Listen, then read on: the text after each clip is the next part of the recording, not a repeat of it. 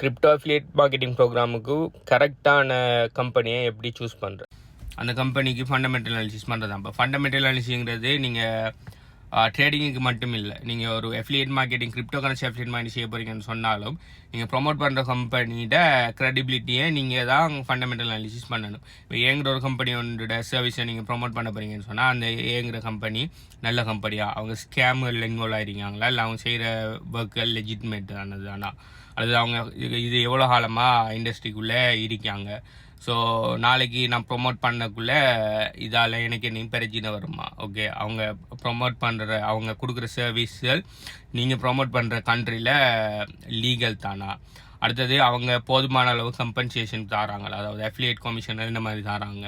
இப்போ ஒரு ஏங்கிற கம்பெனி ஜஸ்ட் ஒரு 2% அஃபிலியேட் கமிஷன் தராங்கன்னா நீங்கள் போடுற எஃபர்ட்டுக்கு அது வேர்த் தானா, ஒரு ப்ராடக்ட் அமௌண்ட்டுக்கும் உங்களுக்கு கிடைக்கிற கமிஷனுக்கும் வேர்த் தானா, இது சொல்லி நிறைய விஷயங்கள் நீங்கள் பார்க்கணும். இந்த பார்க்குற விஷயங்களை ஃபண்டமெண்டல் அனாலிசிஸ் நம்ம ஜென்ரலாக சொல்லலாம்.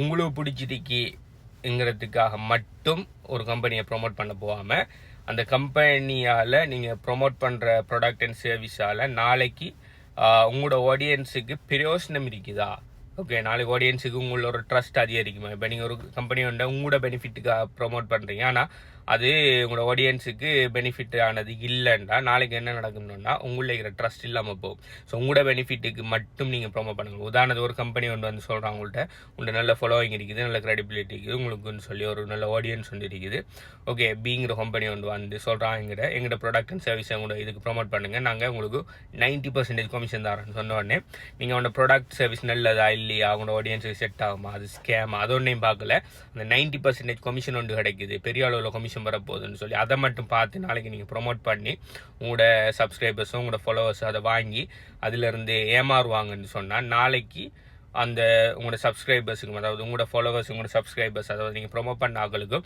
உங்களுக்கும் இருக்கிற அந்த ட்ரஸ்ட் அப்படியே 0 ஆயிரும். அதுக்கு பிறகு நீங்கள் என்ன தான் தங்கத்தை கொண்டு கொடுத்தாலும் உங்களோட சப்ஸ்கிரைபர்ஸ் உங்களோட ஃபாலோவர்ஸ் உங்களை நம்ப மாட்டாங்க. ஓகே, ஸோ ப்ரொமோட் பண்ணுற விஷயங்கள் சரியாத தானே ப்ரொமோட் பண்ணிங்கிறத பாருங்கள். ஸோ இது எல்லாமே எதுக்குள்ளே வந்து சேரணும்னா நீங்கள் ப்ராப்பராக நீங்கள் ப்ரொமோட் பண்ணுற விஷயத்துக்குரிய ஃபண்டமெண்டல் அனாலிசிஸ் செய்கிறது.